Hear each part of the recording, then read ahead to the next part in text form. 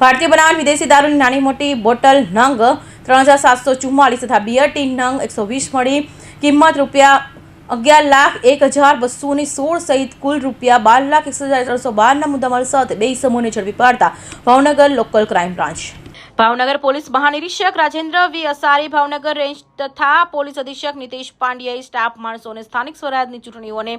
ધ્યાનમાં લઈ ભાવનગર શહેર ગ્રામ્ય વિસ્તાર લાવવામાં આવતા વિદેશી દારૂની પ્રવૃત્તિ નેસ્તનાબૂદ કરવા સખત સૂચના આપેલ છે।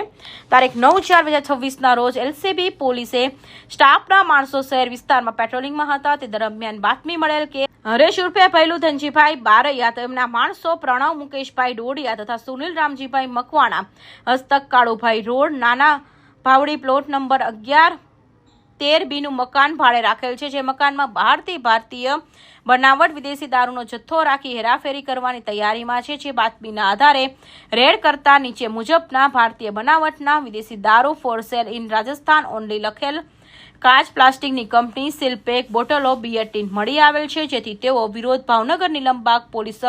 સ્ટેશનમાં પ્રોહિબિશનની અલગ અલગ કલમો હેઠળ ગુનો દાખલ કરી આગળની કાર્યવાહી હાથ ધરવામાં આવેલ છે।